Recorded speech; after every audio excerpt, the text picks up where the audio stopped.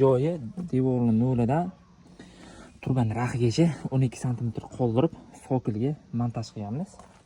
Assalomu alaykum akalar, yaxshimisizlar? Norin tumani Haqlobod shahridagi obyektimizni yakunladik.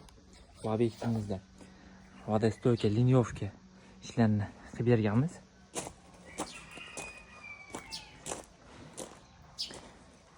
Boshlanishi 100 diametrda, oxiri 150 diametr qilib ikkiga bo'lib o'rganmiz.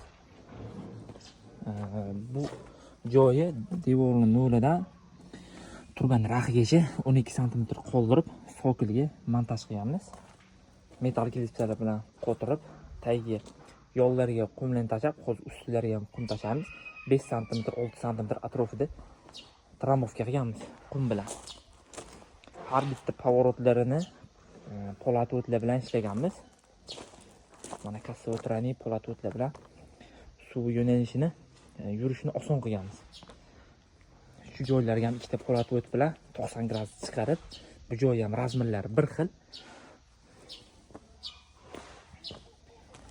100 diametrda turbamiz stenkasi 3.2 stenka, 150 diametr turbamiz stenkasi 4 stenka. Bu joyi ham mana akkuratni qilib montaj qilganmiz. Kolodsiga ikkita polatot bilan tushirib o'rganmiz. Stopper qilib turib beton qo'yib qo'yganmiz, shtobi ertaga joy ochib turib kolod chekkalarga qumimiz ketib qolmasligi uchun. Va turbaning tepasidan 5-6 sm joy qoldirib qo'yganmiz.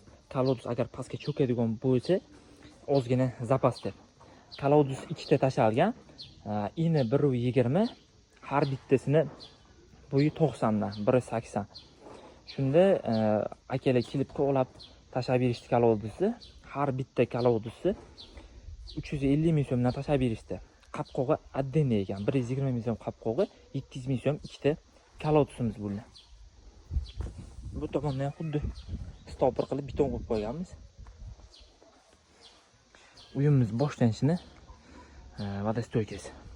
Oldida 4 ta bo'ldi, ikkita yonda bittadan bo'ldi. Hozir u tomondan ham o'tib birma-bir ko'rsataman.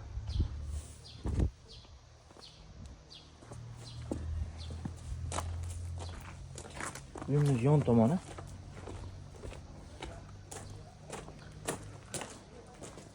Bu joyga ham bitta chiqarib qo'yganmiz, ustilarini ham qum bilan tramovka qilib o'rganmiz.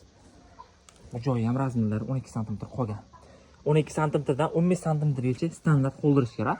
Sokelchi bilan bitta gaplashishlar, unga qarab razmer osonda bo'ladi. Suv qo'yib isitani qiyin deb, uni ham videoning davomida qo'yib qo'yaman. Pavorotlarimiz polatotlar bilan bo'lgan. Tramovkalarni moshina qilib qo'yganmiz. Uy orqasida birinchisi.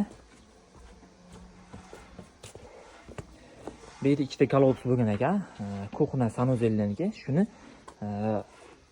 havosini chiqib turishligi uchun turba tashalgan ekan. Buni ham devorga olib turib, akkuratni qilib metal klipsalar bilan qo'yib qo'ydik.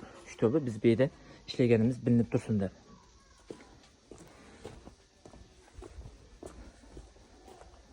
Yana bitta vodostoykamiz bor bu yerda. Chiqib ketgan shu yerdan. Bu joyga ham 45 gradus qilib o'tkirganmiz. Bunga ham ikkita stopper qo'yganmiz, ikkita kolodus tashaganmiz. Bu joyimiz ham kolodusi 700 ming so'm, 120 ming so'm, 820 ming so'mga tushgan. Ko'lab berish xizmatlar bilan bitta va ko'chaga bitta chiqarib berganmiz. Vodostoykamiz shu ko'rinishda chiqadi. Xudo xolasa tekis qilib chiqarib berganmiz. Kimgadir shunaqa sifatli santexnika xizmatlari kerak bo'lsa murojaat qilaverasizlar. Hisob-kitoblarga asoslangan holda obyektni idealniy qilib xudo xolasa bitirib beramiz. Agar shu videomiz manfaatli bo'lgan bo'lsa, like bosib qo'yasizlar. Qanaqangidir savollaringiz bo'lsa, kommentariyadan yozishingiz mumkin. Shu videoni yangi qurilish qilayotgan do'stingizga yo tanishingizga tashab qo'ying, manfaatli bo'ladi.